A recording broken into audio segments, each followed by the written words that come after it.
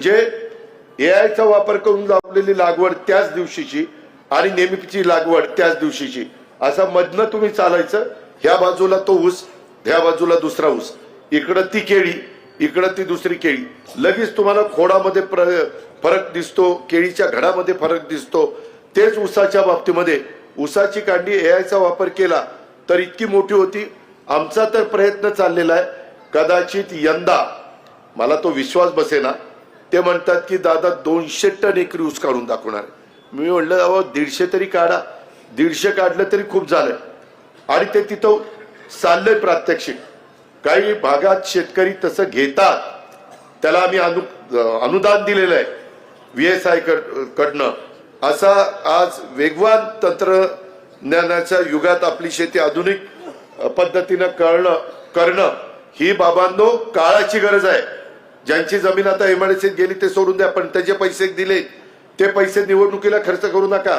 काहींना जमिनीचे पैसे आलेत, केले बायकोला उभं, हा लढ तू. अरे पण वाटोळ पैसे संपल्यावर काय करणार?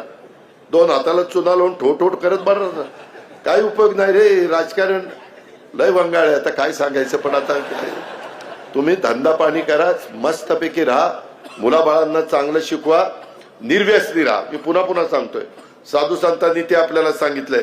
हे सगळं एआयचा वापर उत्पादकता वाढवण्यासाठी आणि बाजारपेठेत जगाच्या त्या स्पर्धेत टिकून राहण्यासाठी आपण वैज्ञानिक दृष्टिकोन हा स्वीकारला पाहिजे. याच पार्श्वभूमीवर राज्य सरकारने पण कृत्रिम बुद्धिमत्ता त्याला म्हणतात इंग्लिशमध्ये आर्टिफिशियल इंटेलिजन्स, अत्याधुनिक तंत्रज्ञानाच्या मदतीने शेती सुधारण्यासाठी भरीव पावलं उचलली जातात.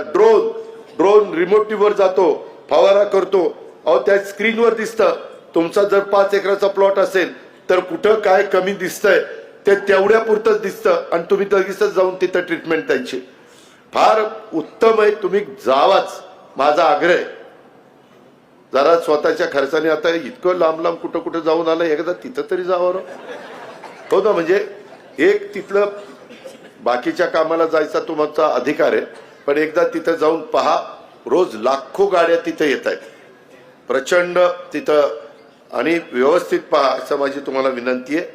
अधिक न बोलता ह्या निवडणुकीच्या निमित्तानं पंचायत समिती वन साइड राष्ट्रवादी काँग्रेस पक्षाची आपल्या खेड तालुक्याची आली पाहिजे. आणि या सगळ्या आमची लाडक्या बहिणी आणि आमची भावंड. निलेश, तुलाही मी सांगतो, तुम्ही पण आता सगळे जण मिळून जीवाचं रान करा बाबा. तू पण तिथं ऐकायला तुम्ही सगळेजण. आता मगाशी एकाने निवेदन दिलंय त्या अरुणला काहीतरी कुठंतरी संधी द्या. मी संधी देतो, तुम्ही माझे उद्याच्याला सगळे निवडून द्या, मी बरोबर संधी देतो, तुम्ही काळजीच करू नका. माग तुम्ही कमी निवडून देऊन देखील जिल्हा परिषदेचं अध्यक्षपद तुम्हाला दिलं होतं.